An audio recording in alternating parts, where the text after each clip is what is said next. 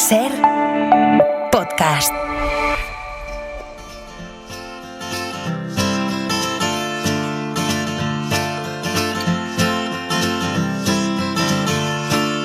Something in your eyes, something on your mind, something at your back, you're trying to forget. Something in your heart that once I tore apart. Something tells me that we're all lies. Yeah.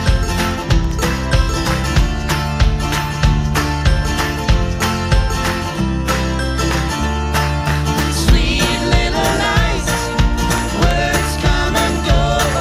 Sweet little lies, and I taught you so. Sweet little lies, and I wouldn't mind if there wasn't something in your eyes. Oh, oh, oh, oh. Something during night, something you decide, something's haunting me, a thing I cannot see. Something in the dark seems to fall apart. Something tells me that we're all lies.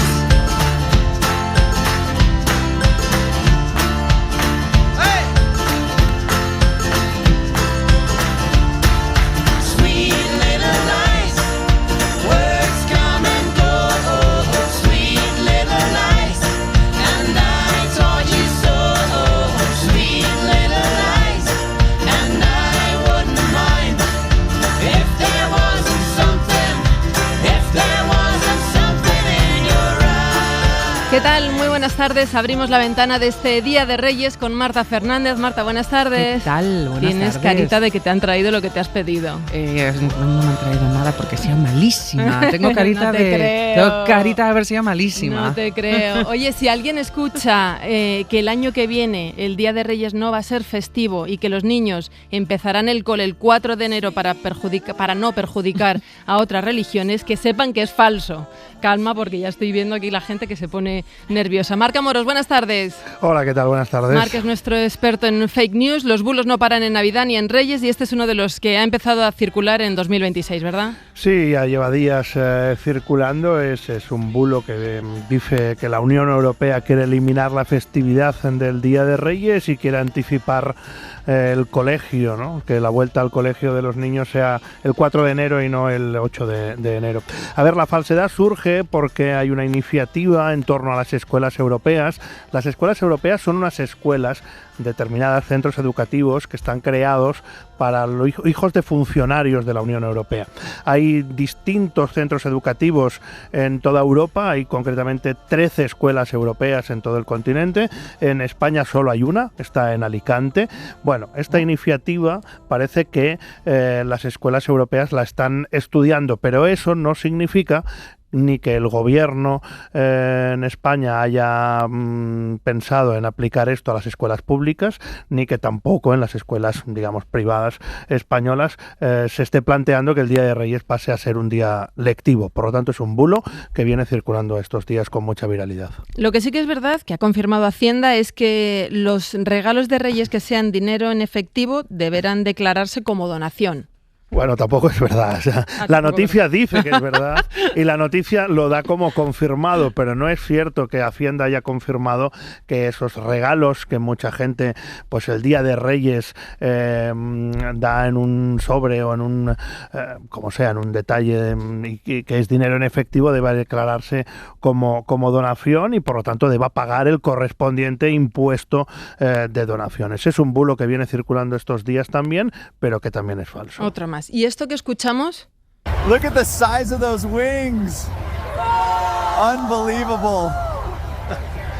Esto os lo recomiendo, si no lo habéis visto, os podéis pasar 2 horas maravillosas en YouTube viendo el vídeo de la supuesta retransmisión en vivo de una cabalgata navideña en Nueva York. Sí.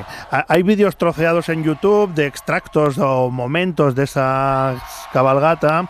También hay la retransmisión en vivo, 2 horas y 10, 2 horas y cuarto, en el que vemos una cabalgata espectacular. Hay un montón de carrozas enormes. Y loquísimas, Marc, Sí, es muy loca. Hay una que es una cruz encima de un tanque. Sí, una o sea, cruz es una gigante. mezcla entre una procesión de Semana Santa, porque se recorre, digamos, desde el nacimiento de Jesús hasta su muerte. También es una cabalgata tipo Reyes Magos. Vemos los Reyes Magos, vemos también muchos elementos navideños, porque también parece como la inauguración de unos Juegos Olímpicos de Navidad. Año Nuevo chino también Sí, un poco. vemos incluso trenes o vagones de tren arrojando nieve a los espectadores en mitad de la calle. Bueno, es hipnótico verlo. Ahora, es totalmente falso. Está hecho todo enteramente con inteligencia artificial y está circulando como si fuera real en muchísimos vídeos, sobre todo en YouTube. Y el gran tema de lo que llevamos de año, la captura de Nicolás Maduro, que ha generado pues noticias falsas casi de inmediato. Sí, sigue generando. Hoy, por ejemplo, circula una con el supuesto menú de Maduro en prisión. La noticia incluye una foto de la bandeja de la supuesta comida de Maduro en la cárcel. Vemos una bandeja con arroz, vegetales, pan, 3 salchichas, un trozo de bizcocho. A ver, la noticia es falsa. La imagen está sacada de un vídeo de 2020 sobre la vida carcelaria en Estados Unidos, por lo tanto es totalmente falsa. Inmediatamente después de que se anunciara la detención de Maduro por parte de las fuerzas militares norteamericanas, empezaron a circular muchas imágenes de esa captura, esas supuestas primeras imágenes de Maduro detenido. Todos hemos visto la primera imagen oficial. Sí, la que publicó Trump. Sí, la que publicó Trump en su cuenta social de Truth Social. Vemos a Maduro con unas gafas negras, está esposado, lleva una botella de agua en la mano, viste un chándal gris de la marca Nike. Esta es la oficial. Antes circularon muchas imágenes falsas de Maduro supuestamente detenido. Le mostraban algunas en traje azul y con camisa blanca sin corbata, otras lo mostraban detenido con un pantalón corto de deporte y una camiseta de manga corta. Incluso también habían algunas que lo mostraban vestido con una especie de traje militar de color azul marino. Una vez más, todas son imágenes falsas creadas con inteligencia artificial. Se ha hecho también muy viral incluso una fotografía de un supuesto marine, un soldado norteamericano, sí, que se hace un selfie al lado de una persona encapuchada, detenida, y la imagen y la noticia dice que es Maduro y que el soldado norteamericano se está haciendo un selfie junto a Maduro. Bueno, también es falso.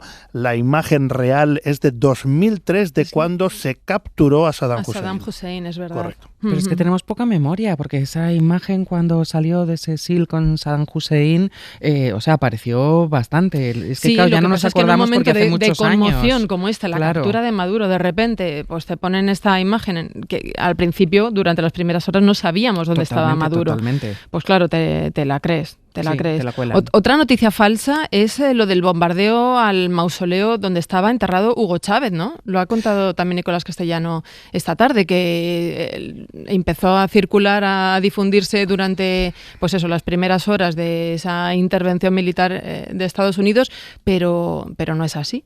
No, tampoco es cierto. Sí que es real que circuló esta noticia falsa en la que se decía que Trump había incluso ordenado bombardear el mausoleo donde está enterrado Hugo Chávez en Caracas. El cuartel militar en el que descansa Hugo Chávez no ha sido objeto de ningún bombardeo. Las imágenes que se difunden son de una comandancia militar que sí fue atacada, que se encuentra a 500 metros aproximadamente de donde está enterrado Hugo Chávez, pero el cuartel donde está o donde descansan los restos de Hugo Chávez no fue bombardeado y la noticia una vez más se hizo muy viral. Siempre lo contamos, ¿no? Con cada gran acontecimiento informativo que tiene una repercusión global, genera noticias falsas que circulan muy rápido a su alrededor. Sobre Venezuela, el rey Felipe VI, en la Pascua Militar, no ha mencionado directamente la agresión contra Venezuela, pero sí que ha defendido un orden global, ha dicho, basado en reglas. Y hablando de reyes, Teníamos pendiente invitar a una escritora, por recomendación de una amiga, de Laura Ferrero, que en octubre publicó Un adiós, que es una novela ambientada en el funeral de Estado de un personaje que se parece mucho al rey emérito, aunque no lo menciona explícitamente en ningún momento. Bárbara Arena, buenas tardes. Hola, buenas tardes, gracias por tenerme. Igualmente, gracias a ti por venir en esta tarde de Reyes. La novela se desarrolla en ese contexto, durante el funeral de Estado de un rey, Sí. aunque la protagonista es una mujer que, siendo muy joven, una mujer aristócrata, se queda embarazada de este rey ficcionado, del que nunca supo nada más. El rey nunca supo nada más de ella, ni del hijo que ella tiene. Y a partir de ahí, que cada cual les traiga sus conclusiones, sus parecidos o no razonables con la realidad, porque pese a las coincidencias, Un adiós es una ficción en la que describes pues cómo se vive una situación así en la clase alta de la sociedad, ¿no? Ese silencio, ese tabú, esas reglas no escritas que la clase más alta, la aristocracia, tiene que cumplir para proteger, en este caso, una institución. Sí, exacto. O sea, es la historia un poco de... O sea, es la historia de un hombre que cambia para siempre la vida de una mujer sin que su vida cambie en absoluto, ¿no? Y cómo se produce un desequilibrio con la connivencia de un entorno que luego castiga a esa mujer por los resultados de ese vínculo que todo el mundo favorece que se produzca ese encuentro, pero luego la que sufre las consecuencias del encuentro es solo ella, ¿no? Entonces esa es la historia y efectivamente el silencio vertebra la historia, ya no solo por... A ver, yo estaba constreñida por el contexto al escribirlo, con lo cual yo dependo de la complicidad del lector, ¿no? Que rellena huecos, todo aquello que yo no puedo decir, dejo que el lector lo rellene con su imaginación.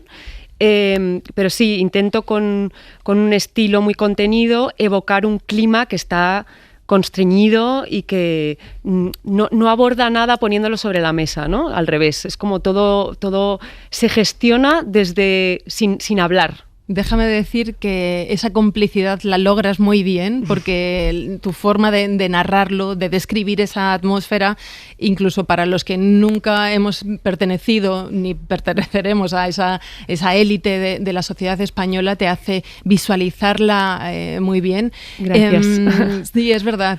Y además de cómo está escrito, yo creo que tiene un valor añadido que déjame que lo comentemos, ¿no?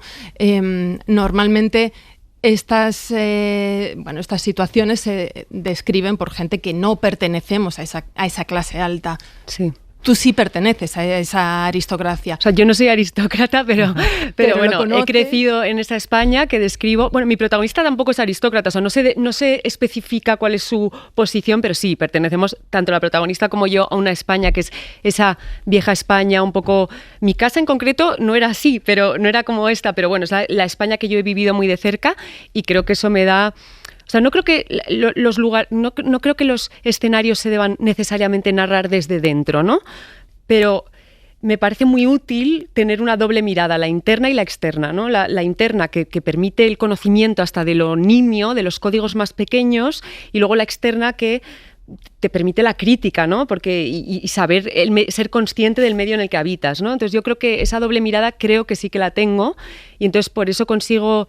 Yo quería entreabrir una puerta al espectador externo para que tuviera acceso a una España que, a mi juicio, estaba mal reflejada en las ficciones, ¿no? O sea, yo veía unas caricaturas, que la caricatura me parece muy útil también como recurso, pero sí. Es que no entendía yo, no percibía que ni siquiera el material primario estuviese bien entendido, ¿no? O sea, me parecía que había ahí Entonces me apetecía reflejarlo bien, porque... Bárbara, sí. Pero ¿qué es esa vieja España? Porque no estamos hablando solo de dinero, estamos hablando de élite. De hecho, diría que que el dinero no es lo que lo define, claro, ¿no? Incluso al revés, o sea, no, exacto. Pero decía Marta que, claro, tu estilo es muy constreñido porque tu libro se parece a esa vieja España que retratas, que en el fondo también es muy constreñida, ¿no? Y muy discreta y muy cuidadosa de lo suyo. Como yo hay muchas cosas que no podía decir, porque efectivamente esto está inspirado en una figura que existe, o sea, recuerda mucho a una figura que existe y además pertenece a una serie concreta, había unas demandas de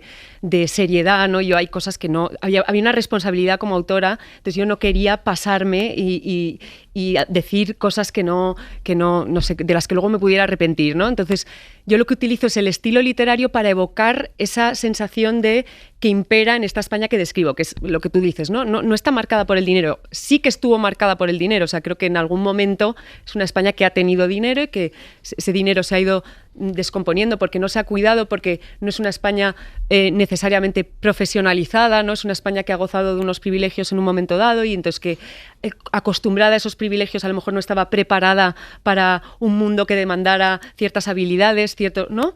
Y es una España decadente que se apega mucho a la nostalgia porque bueno, ¿no? Una España que rehúye lo nuevo porque está muy conservadora. En el caso de nuestro país, yo creo que también muy atravesada por la religión. Bueno, eso. Es una vieja España que, en el caso de Un adiós, vive en torno al Club de Puerta de Hierro, a las monterías, a las corridas de toros, a las pastas de Embassy, a los veranos en Comillas. Sí. Es una vieja España, pero que sigue existiendo. Sí, es una España que por supuesto que existe, o sea, es una España que agoniza siempre pero nunca muere, ¿no? Y yo creo que no va a morir nunca. Bueno, no lo sé, no tengo ni idea de lo que va a pasar mañana, o sea, no lo sé, pero sí, o sea, es una España que de hecho, porque tiene unos códigos, se esfuerza mucho en mantener vivos unos códigos que se van pasando con mucho cuidado y mucho empeño de generación en generación y que se experimentan con orgullo y que son muy difíciles de transferir a personas externas porque se van interiorizando desde que uno es niño y entonces por eso es una España que sigue muy viva, claro. Hay un momento en la novela en la que la hermana de la protagonista le dice algo así que el declive de esta persona, a la que no menciona, pero que todo el mundo con esta complicidad que tú recreas muy bien entiende que habla del rey, empieza cuando él pide perdón. Dice algo así, me lo he entrecomillado. Aquello supuso una primera cesión que le bajó del pedestal en el que estaba a salvo. ¿Qué paralelismos encuentras esto con la realidad? O sea, claro, esto se podría debatir, ¿no? Yo creo que hay figuras a las que... Es que esto depende ya de la opinión de cada uno, ¿no? Pero yo creo que si a una figura a la que presupones y tú concedes una especie de poder supremo, como estas personas que están muy apegadas a la institución, quieren verlas en el pedestal, necesitan verlas en el pedestal porque en cuanto se bajan del pedestal es como si perdieran el halo, ¿no? Se equiparan al resto, y ¿no? que les convierte en lo que son, ¿no? Es el pedestal lo que les convierte en lo que son, ¿no? Su no necesidad de pedir perdón es precisamente lo que les constituye, ¿no? Entonces, en el momento en que hacen esa primera cesión, que esto no es lo que yo opino, esto es lo que... ¿no? Sí, entiendo. Hay una negociación, ¿no? Con el público, entonces ya entra, entonces yo esa opinión, por ejemplo, la he escuchado, ¿no? Que en el momento en el que pidió perdón, Juan Carlos, que no es, pero bueno, Juan Carlos en este caso, el rey emérito que pidió perdón, ya estás cediendo, ¿no? Estás cediendo. O en el momento, por ejemplo, que habla en unas memorias, pues a lo mejor se le sobreentiende a esa figura un silencio que en el momento en el que tú entras, ¿no? Das pasos, ahí es donde te metes en un terreno peligroso si eres esa figura, es lo que... Pero a ti el personaje que realmente te interesa es Adela, que es la mujer que tiene este Fer y este hijo con él y del que él, por supuesto, se desentiende. Y en esta sociedad, como tú decías, esta alta sociedad atravesada por la religión, ella es esta mujer que ha cometido ese pecado, que queda al margen, porque claro, no se imagina que pudiera ir esta mujer a Londres como hacían las clases altas, pero no las élites. Y de hecho yo ahí lo pongo en un momento dado y eso lo ¿no? especifico porque pongo que ella ni siquiera se plantea otra opción, y es una cosa muy sutil que lo digo aposta, porque ella ni siquiera eso ni cabe en su imaginario, o sea, para nada, porque tiene una educación hiperconservadora que no le permite imaginar otro futuro posible que tener ese hijo, o sea, eso por supuesto. Pero tampoco pasa por su cabeza el desvelar quién es la identidad de su padre. No, porque hay una sumisión, o sea, esto también es la historia de una sumisión que ocurre desde antes de conocer, o sea, lo verdaderamente triste de esta historia es que esta mujer supedita su vida a un hombre que ni siquiera sabe si le gusta, porque ya está o sea, ella llega a esa situación ya subyugada, ¿no? Ella confunde el deseo de él con su propio deseo. Ella es elegida por él y por lo tanto ella se siente halagada y entonces se ve arrastrada por esto, ¿no? Y tú dices, la religión, pero aquí la gente, o sea, los padres saben, hay un momento donde se especifica que los padres saben que él llama, que no sé qué. Claro. Entonces, se permite que ocurra mientras no haya una prueba de que ocurre. El problema aquí es que hay una prueba de que ocurre, que es el hijo. Entonces ahí todo cambia, porque entonces ella queda condenada. Pero hasta que existe esa prueba, nadie dice nada, nadie opone resistencia, él pregunta cómo la puede ver, pide su teléfono, se lo dan. Quiero decir, ahí no pasa nada hasta que hay una prueba. Entonces la culpable es ella. Que además ella se llama Adela, que es un poco de la casa de Bernarda Alba, de esa mujer señalada por el pecado, ¿no? Sí, claro. Total. Y además elegí ese nombre porque hay un momento dado en donde ese nombre es importante porque él tiene que recordar ese nombre. Si fuera un nombre cualquiera, ¿sabes? Elegí un nombre que pudiera pertenecer a esa clase, pero que además fuera reconocible, ¿no? Sí, efectivamente, Adela. Sí. En tu entorno, en la gente de tu entorno de clase alta, de esta élite que estamos hablando, ¿han leído Yo creo el libro? Que sí, lo han leído bastante. Yo creo que estaban curiosos con el libro. Lo han subrayado y todo. No lo sé. Pero esto es gracioso porque ha sido un poco como los domingos, porque a cada uno ha leído lo que le ha convenido leer, ¿sabes? Algunos no querían. Pero a mí me interesaba que lo leyera, por eso o sea, yo quería que fuera una lectura que llegara a mi entorno, porque que lo lea la feminista que ha hecho un máster sobre interseccionalidad en la Complutense, que ya se sabe el análisis, ¿no? A mí me interesaba que lo leyeran las personas, a mi tía, ¿no? Sí, que sí. lo leyeran. Y para eso yo necesitaba hacer un texto que no fuera confrontacional a priori, ¿no? Que entrara de una manera, es un texto ligero, o sea, que te pasea, pero bajo el que subyace una tristeza, ¿no? Y entonces yo he ido dejando pildoritas para colarlas en las mentes de los de mi entorno que lo leyeran, y lo han leído y les ha gustado. Hay interpretaciones de todo tipo, cada uno coge lo que le conviene del texto, que eso siempre pasa y me parece hasta bien, Claro, me hace reír, ¿sabes? Claro, es maravilloso. Oye, el libro forma parte de la serie Nuevos Episodios Nacionales que, como homenaje a Galdós, impulsan el Círculo de Bellas Artes con la editorial Lengua de Trapo para ficcionar la historia de España de los últimos 50 años. ¿Cómo nace esta idea o cómo llega a ti? A mí se puso en contacto conmigo Manuel Guedán, que es mi editor, un editor maravilloso, de verdad que desde aquí le doy las gracias por todo porque ha sido estupendo, y me preguntó si me apetecía. A mí, yo tenía muchas ganas de en algún momento atreverme con una ficción, y entonces yo conocía esta serie porque ya había visto otros números y dije, venga, lo voy a hacer. Yo creo que él esperaba que yo le propusiera una crónica, ¿no? Una crónica de algún evento de la sociedad rosa, ¿no? Un poco. Entonces yo dije, me apetece hacer una ficción, y como yo, como he dicho, ¿no? Veía que estaba mal retratada la España a la que pertenezco, entendía que un retrato costumbrista, ¿no? Naturalista, una fotografía de esa España servía como episodio nacional. Lo que pasa es que luego, claro, había que encontrar un hecho histórico que vertebrara la trama y ahí me dejaron otro paso más, que es como una ficción ya, porque esto, el funeral de Estado no ha ocurrido, ¿no? Entonces, un ejercicio de imaginación total que, sin embargo, creo que evoca, ¿no? una realidad. Es un clima que es real, o sea, evoca una realidad desde una ficción absoluta, y entonces me dejó y pa'lante. Oye, hemos hablado de cómo era esa alta sociedad hace unas décadas, cómo lo sigue siendo ahora, y te pregunto por cómo crees que ha cambiado la mirada del resto de la sociedad ante esa España de clase alta. Si con comprensión, con envidia, con rencor, con cierta mofa incluso. Hablabas antes de las caricaturas, ¿no? No, yo creo que hay siempre como esta ambivalencia, ¿no? De lo aspiracional y a la vez el odio de clase justificado, ¿no? Quiero decir, muchas veces justificado, ¿no? O sea, sí, la mofa. Yo creo que es una España que se conoce mal. O sea, es que es lo que creo que a veces no está bien contada. No me refiero a bien contada en el sentido de de una mirada benévola, sino contada con precisión. O sea, a veces yo detecto que las críticas que se le hacen no son las que yo le haría, ¿no? O sea, que yo y las cosas positivas que tendría que decir de esta España no son las que otros dicen, ¿no? O sea, veo que es una España mal conocida. Yo creo que cambia poco en general la impresión sobre esta España, porque esta España cambia poco, ¿no? Es una España un poco impermeable a los tiempos, que se mantiene en una especie de burbuja nostálgica. Entonces, bueno, la impresión de alrededor tampoco cambia mucho, ¿no? Bárbara, y es una España distinta por provincias, ¿no? Porque antes de entrar nos decías, claro, el editor a lo mejor se pensaba que yo podía escribir la muerte de la duquesa de Alba, pero es que no me conozco bien a la alta sociedad sevillana.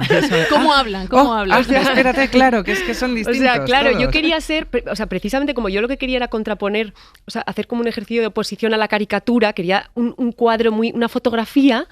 Quería tener un dominio del tono, ¿no? Y de la sonoridad y del... Entonces, claro, cuando a mí yo pensaba, a ver, ¿dónde se puede reunir esta España? Cuando estaba pensando en la idea original. Y digo, bueno, una boda, ya habían hecho la boda, digo, un funeral, yo, ¿quién ha muerto? ¿No? Pensaba en personajes y pensé la duquesa de Alba. Pensé, pero claro, esos son los pijos sevillanos y yo no los tengo controlados o no los tengo al dedillo como los míos, ¿no? Y quería que fuese al dedillo. Pero es verdad que hay variaciones, tenemos todos como elementos comunes, pero hay variaciones por provincias, ¿no? Sí. Oye, ¿has leído las memorias del Rey Emérito? No las he leído. Eso quiero aclarar que fue totalmente casualidad. A lo por mejor favor. también son Lo tuyo ficción. vino antes. O sea, lo mío... A lo mejor también son ficción, como bueno, tu libro. Probablemente haya mucha ficción. Pero claro, yo creo que eso es lo contrario. Esto es una ficción que evoca una realidad y ahí lo presentan como realidad y es todo ficción. Puede que tenga más elementos ficcionados. No, pero... yo cuando me propusieron esto, o sea, la idea toda surgió mucho antes de saber esto. Yo cuando entregué el texto no tenía ni idea de que iba a salir. Por eso lo quiero aclarar, porque todo el mundo me dice, ¿lo sabías? ¿Has aprovechado la...? Y yo, por favor, no tenía ni idea. O sea, esto ha sido totalmente... No lo he leído, no. Sería maravilloso que Juan Carlos leyera un adiós. ¿Te imaginas? Bueno, sería magnífico.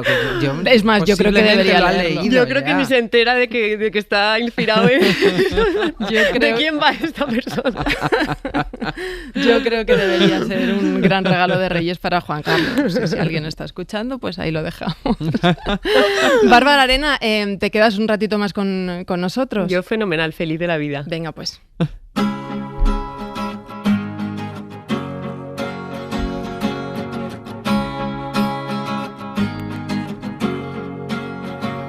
Por todas esas veces que me puse detrás y yo cambié lo mío por lo que tú querías. Por todas esas veces que me puse detrás y yo cambié lo mío por lo que tú querías. Todavía en relación con los Reyes Magos en este caso, ayer contamos como todos los 5 de enero la subasta que hacen los compañeros de Ser Catalunya para el Cap Nen Sense Joguina. Ha tenido, Marta y Bárbara, una recaudación histórica de más de 100.000 euros, ¡Hala, qué bien! que es una barbaridad. Y Rosalía ha vuelto a ser la estrella de la subasta solidaria. Más de 6.000 euros pagaron por el vestido que donó.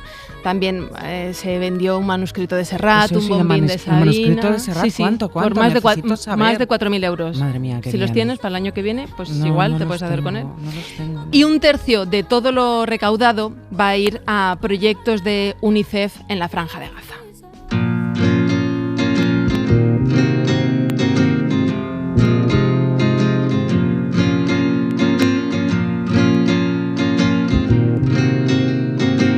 Gaza. Diccionario de un alto el fuego. عدد على عدد كل يوم عم نزيد شوف فايدة الكترة والحرية مش Ventana. No hay manera de mirar hacia un solo lugar que se haya librado de la destrucción sistemática. En el centro de salud, en el barrio Tufá, podemos decir que la clínica ha tenido suerte. Solo presenta un enorme agujero en la terraza y el tejado que ha volado. La brecha en el muro ha abierto una ventana a un horizonte de desolación. A través de los bloques de hormigón observo otros edificios que han corrido una suerte muy distinta. Según Naciones Unidas, 3/4 partes de la franja están destruidas y hay que retirar 61 millones de toneladas de escombros. Definitivamente, nuestro centro de salud de Tufá es un superviviente. Soy Aitor Zábalo Jazcoa, coordinador de emergencias de Médicos Sin Fronteras en Gaza.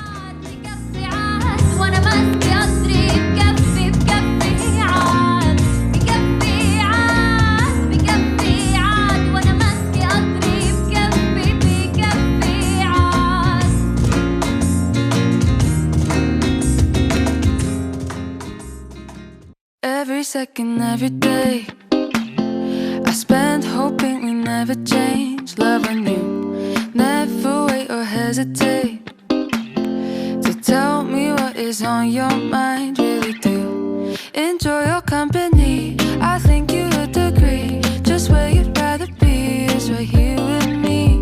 Make my day in every way. No, I'll be okay when you are around. I just want to stop worrying about what could come. I really like it here. Son las 5 menos 25, las 4 menos 25 en Canarias. Seguimos en La Ventana tomando café con Marta Fernández, con nuestro bulólogo Marc Amorós. Marc, sigues por ahí, ¿verdad? Sí, aquí estoy. Con Bárbara Arena, autora de Un Adiós. Seguro que os acordáis, nuestros oyentes seguro que se acuerdan también de una de las personas que nos ayudó a combatir los bulos durante la pandemia, que fue el inmunólogo Alfredo Corel. Alfredo, buenas tardes. Hola, buenas tardes, Marta. En este contexto de cuestionamiento de las vacunas, sobre todo desde la administración estadounidense, ayer conocimos que el gobierno de Donald Trump ya ha reducido el número de vacunas infantiles recomendadas, es decir, vacunas contra el rotavirus, la gripe, la hepatitis A, se caen de esas vacunas recomendadas por las autoridades. Ayúdanos a interpretar la noticia. Bueno, poca ayuda puedo aportar porque es una noticia que carece de ninguna evidencia y de ninguna base científica. Está en la línea de esta administración gubernamental, desgraciadamente. Están desmantelando la sanidad americana, que era puntera en el mundo. Y bueno, en concreto, uno de los objetivos que se han plantado son las vacunas. Entonces, hay ya varias noticias acumuladas, esta es una más. Yeah. Pero hay un incremento en Estados Unidos en estos momentos de infecciones respiratorias en niños. O sea que fíjate la que están liando, ¿no? Porque el rotavirus en España, por ejemplo, ha reducido las hospitalizaciones por la vacuna que tenemos para el rotavirus, que no es una vacuna en sí misma, pero ha recibido las bronquiolitis en un 90%. O sea, imagínate lo que nos está ayudando y ellos están renunciando a todo esto. Entonces está exponiendo a sus niños a infecciones respiratorias graves, teniendo las medidas para evitarlas. Así que poca interpretación puedo hacer, y más en un día como hoy, que es el Día de los Niños, además, el de los Reyes. Está siendo bastante elocuente. En una escala del 1 al 10, ¿cuál sería tu nivel de preocupación con lo que estamos viendo en Estados Unidos? Un 10. Yo creo que los movimientos de este señor son muy parecidos a los que tenemos históricamente del Tercer Reich. Está reescribiendo las páginas web de las administraciones americanas de salud. Ha cerrado el Instituto de Ayuda de Salud Internacional. Fue de las primeras cosas que cerró. Entonces yo creo que es un horror a nivel no sé en otros aspectos que también, pero no quiero meterme. No, me refiero al menos en salud está siendo terrible. Bueno, se salió de la Organización Mundial de la Salud. Es que cualquier cosa que pensemos es un retroceso tremendo contra la acción conjunta, porque es que esta salida que ha tenido del organismo suyo de ayuda al tercer mundo daba un montón de vacunas a países en vías de desarrollo. Y lógicamente Estados Unidos era la primera o es la primera potencia mundial, con lo cual que la primera potencia mundial te deje tirado en un proyecto común, pues dice muy poco a favor de la salud. Pero Alfredo, bueno, este retirar las vacunas para el exterior se explica dentro de este momento de autarquía. Acaba de decir Donald Trump en una conferencia de prensa que está dando: somos ricos gracias a los aranceles. Pero yo me pregunto qué explica quitar las vacunas para los niños, porque uno pensaría es lo ideológico, pero luego pensarías, pero muchos más niños van a terminar yendo al hospital porque se pondrán malitos en un país en el que hay que pagar por ese servicio.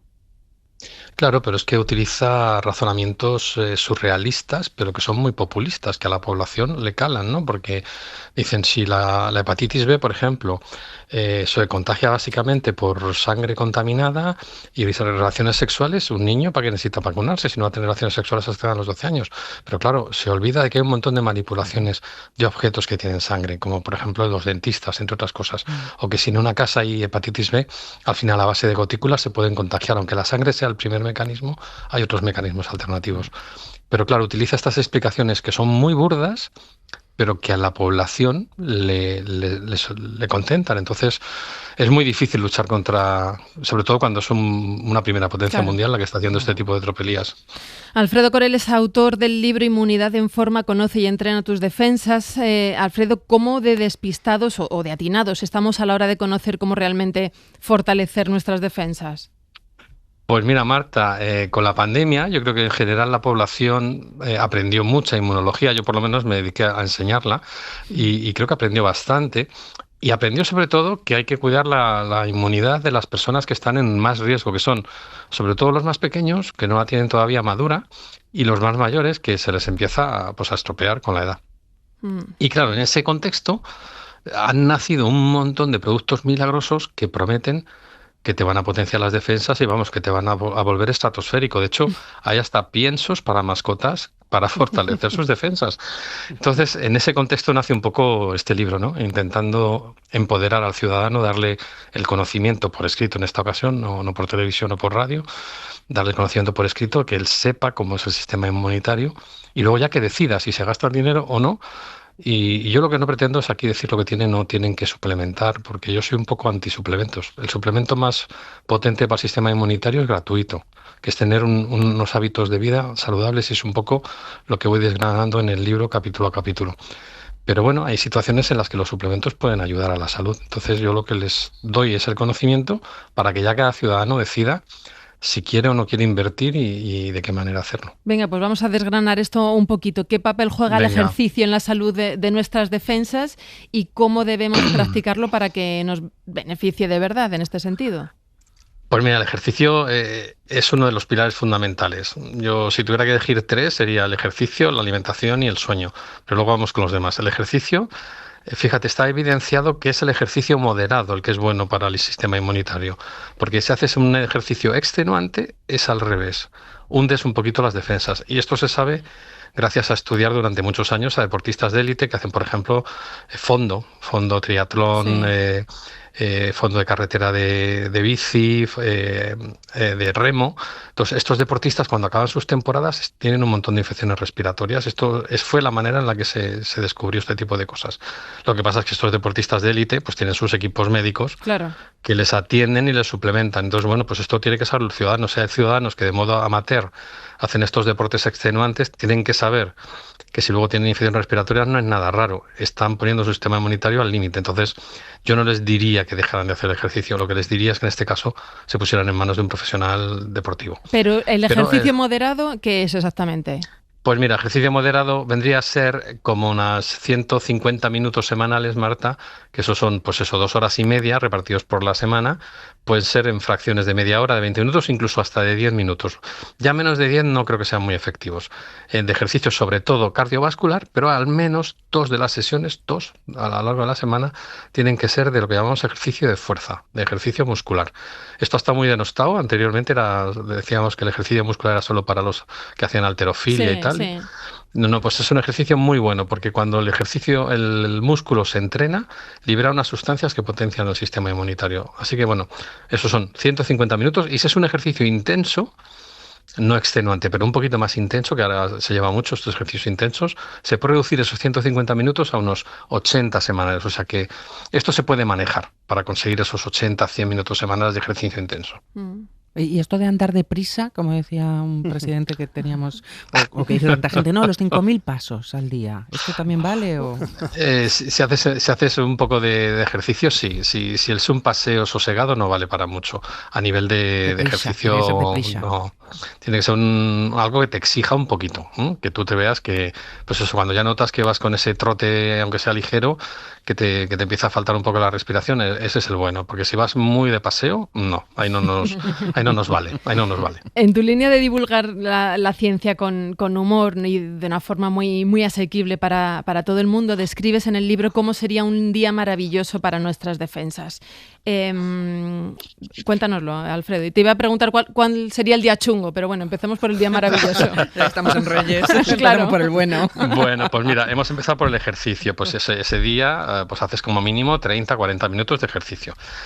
Otra cosa que te he dicho es la nutrición, que la hemos dejado. Bueno, pues que haces 2 comidas en las que no excluyes ningún grupo de alimento, ni tomas ultraprocesados, y los hidratos de carbono, a ser posible, integrales, para que no sean muy refinados. Luego, te juntas con un grupo, estás con una ONG y te juntas con ese grupo para preparar una actividad. Tienes sexo durante media hora como mínimo, ¿vale? ¿Esto todos los días? Sí, no te tomas para el día alcohol, maravilloso. El día maravilloso. Alcohol, o si acaso, no te tomas alcohol, y si te tomas algo no pasas de una caña a una copita de vino. Duermes, muy importante, ¿cuánto? Entre 7 horas y media y 8. Entre 7 horas y media y 8. Vale. Te das un paseíto al sol de como mínimo 15 minutos en horas en las que el sol no sea intenso, para que te dé bien en la cara y en los brazos. Te duchas, por supuesto, y tienes higiene de boca, te cepillas los dientes y bueno, no abusas de pantallas, de móviles o de televisión. Ahí te he descrito, y haces ejercicio físico, que ya por lo que hemos empezado. El día maravilloso es día libre, ¿no? Porque a mí con todo eso luego no me da tiempo a trabajar, así te lo digo. O sea, que hago un lunes. Marta, esto lo puedes ajustar a tus 7 horas y media de trabajo perfectamente, ¿eh? Está comprobado. Pero, Alfredo, perdón, por volver a lo del sexo, que a Marta le ha llamado mucho la atención. Sí. ¿Esto influye en el sistema inmune? Muchísimo. Mira, te voy a contar 2 motivos por los que influye el sistema inmunitario. Me da la tos ahora. Por un lado está el ejercicio que haces con el sexo, que libera unas sustancias al final que se llaman endorfinas. Y te cuento una cosa, las endorfinas es el antídoto para una sustancia malísima que produce nuestro cuerpo cuando estamos ansiosos y estresados, que es el cortisol. Esto se libera en las cápsulas que llamamos suprarrenales, por encima de los riñones se libera una cantidad tremenda de cortisol cuando estamos con estrés y ansiedad, y hoy en día todo el mundo está estresado. Y esto a veces no se puede evitar, porque tu trabajo es estresante, vives en una ciudad estresante, pero puedes contrarrestarlo con estas hormonas de la felicidad. Ya te digo, las endorfinas se producen al hacer un ejercicio físico moderado, como el sexo, o salir a trotar y volver cuando tú vuelves de un trote ligero y dices, estoy cansado pero satisfecho, esa satisfacción que sientes interior, esas son las endorfinas. Pasa igual con el sexo. El sexo, cuando acabas, estás cansado, pero estás satisfecho, pues esa satisfacción son las endorfinas. Pero además en el sexo abrazas. Y el abrazo produce otra sustancia que se llama la oxitocina, que es otra de las llamadas hormonas de la felicidad.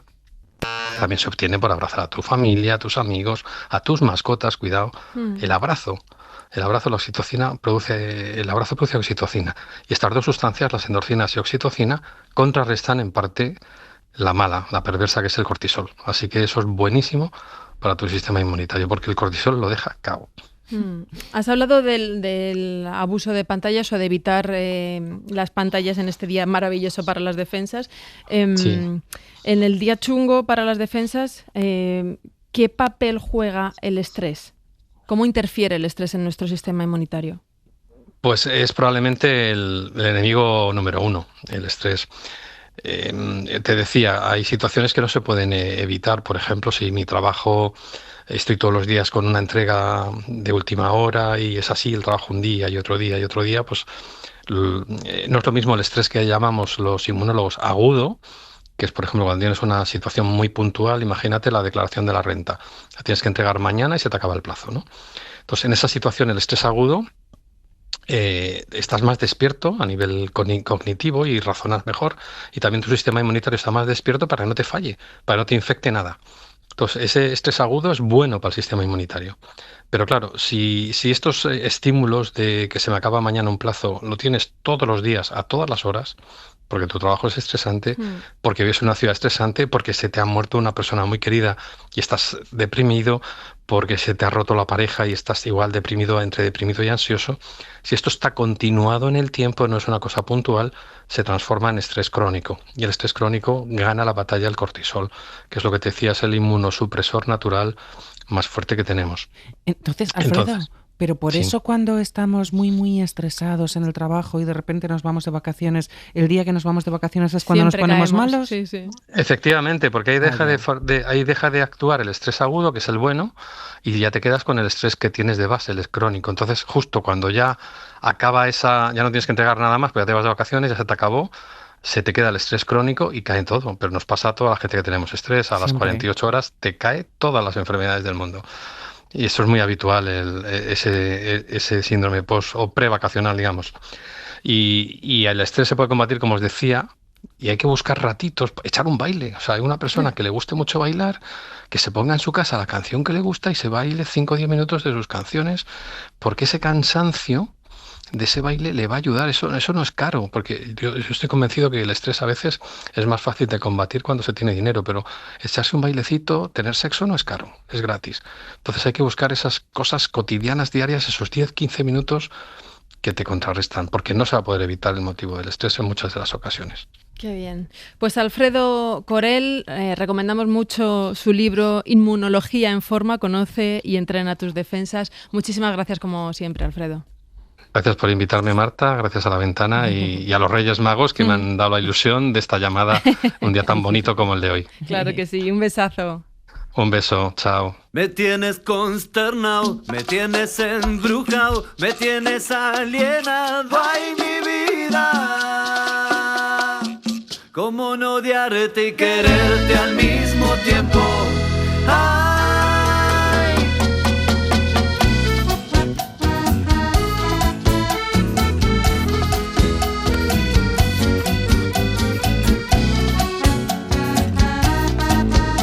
Siempre que viene Marca Moros, Bárbara, te lo cuento, terminamos esta primera hora de programa con un examen de fake news, que también te digo que siempre terminamos suspendiendo, ¿verdad, Marc? Por H bueno, o por B. Buenos días mejor que otros. Bueno. Hoy también tenemos unos titulares y nosotros adivinamos, ¿no? Sí, claro. Venga, pues, vamos. Venga, vamos con el primero. Se agota en Estados Unidos el chándal gris de Nike que llevaba Maduro cuando le detuvieron. Ostras, lo hemos contado. Yo digo que es verdad. Verdad. Yo digo que verdad. Lo dijo Mario Obrero, que pues sí, es verdad, bien contado. Se ha agotado el chándal gris de Nike en redes sociales. Hay bastante cachondeo con esto. Algunos dicen que este va a ser su próximo disfraz de Halloween. Me lo creo. Total. Otra. Vamos con otro titular. Una ciudad de Inglaterra suspendió los fuegos artificiales de fin de año para dejar descansar a una morsa que había llegado 3 días antes. Ay, me encantaría tanto. Yo me lo creo. Una morsa, o sea, me parece fascinante. Tiene que ser verdad. No, yo creo que no somos tan empáticos con las morsas. Pero, ¿qué ciudad? Dilo ya. Bueno, pues es una noticia real. Oh. Sí, ha sucedido en una ciudad de Inglaterra, Scarborough. Hay una ley en el Reino Unido de 1988 que protege las morsas de perturbaciones intencionadas mientras están en el país y utilicen, digamos, sus ciudades como refugio, como lugar de descanso y protección. La noticia es real, pero no es actual, y esto cabe decirlo, sucedió en 2022, pero ahora se está viralizando en redes sociales de nuevo, como si hubiera sucedido hace 6 días. Bueno, pues nada, nos quedamos aquí. Marc, muchísimas gracias por estar hoy con nosotros. Marta Fernández, gracias a ti también. Un placer, y escuchar esto de la morsa me reconcilia con el ser humano británico. Bárbara Arena, autora de Un Adiós, bienvenida a La Ventana por primera vez, espero que no sea la última. Muchísimas gracias. Hasta luego, gracias.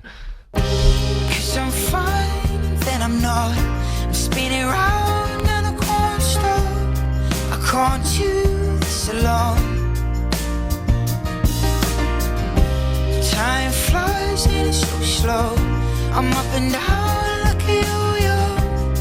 I can't do it on my own. And I've tried and I can't pull the sword from the stone. Dicen que hoy es el Día de los Niños, pero yo he visto sus miradas, las de los adultos. Los he visto recorrer, estos días de Navidad, una exposición con 10.000 figuras de Playmobil. He visto cómo brillaban sus pupilas al ver los clics que recrean el fuerte del General Custer o los barcos pirata que asaltan los mares de su infancia. Al salir de la exposición, completamente maravillado, me pregunté quién sería el mayor coleccionista de Playmobils del mundo. Y dicen que es él, Jean-Michel Leulier, un ingeniero francés. Su afición comenzó cuando tenía 6 años y sufrió una apendicitis. Para animarlo, le regalaron una caja de Playmobils con 5 vaqueros. Han pasado más de 50 años y Jean-Michel ha enterrado en el Guinness por recrear con 26.000 figuras la batalla africana entre Aníbal y Escipión. A él, que atesora 1 millón de piezas, le preguntaron una vez si tenía alguna favorita y respondió que sí, que son justamente aquellas que siendo niño no pudo tener. Unas cajas de la Edad Media del año 74 que conserva todavía precintadas porque nunca se ha atrevido a abrirlas. A mí, de niño, me encantaban los cromos, pero nunca pude terminar ninguna colección. Todavía recuerdo la mirada de Marta del Vado, encendida de curiosidad, cuando aquella noche, en una sobremesa, conté la colección que hace unos años comencé. Soñé con reunir los cromos de todas las selecciones campeonas de los mundiales de fútbol desde que Panini inició la serie. Son 14 mundiales, desde México 70 hasta Qatar 22. Y me puse manos a la obra, a perseguir cromo a cromo. Una noche me acostaba tarde rastreando el cromo de Romario en el Mundial del 94 y otro día ganaba una subasta por el cromo de Mbappé en el Mundial de Rusia. De loco, sí, pero así empecé a recibir sobres llegados de Francia, de Italia, de Alemania y de muchos rincones de España. Ahí estaban ellos, Pelé, Cruyff, Kempes, Rossi. Ahí estaban, congelados en el tiempo, Maradona, Klinsmann, Zidane, Iniesta. La búsqueda era apasionante y cuando me di cuenta ya solo me quedaba uno para completar la colección, un solo cromo, el escudo de Francia 98. ¿Es mucho gastar 20 euros por un cromo? ¿Tiene precio o lógica una ilusión? El caso, claro, es que lo compré.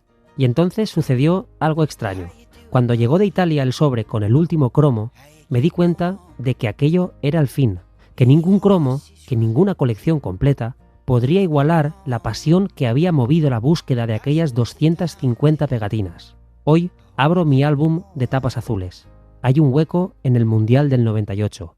Y al final de todo, un sobre postal con 7 sellos italianos. Continúa cerrado, sin abrir, como la caja de Playmobils del niño Jean-Michel. Ese sobre, esa caja, resumen la magia de los reyes en la vida adulta.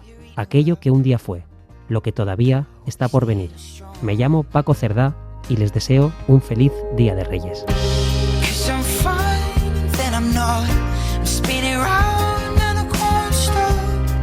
Can't do this alone.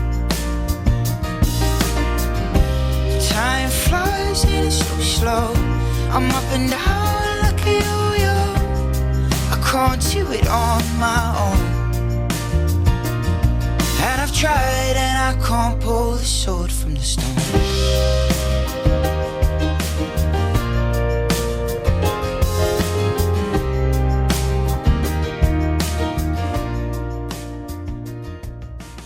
Para no perderte ningún episodio, síguenos en la aplicación o la web de la SER, Podium Podcast o tu plataforma de audio favorita.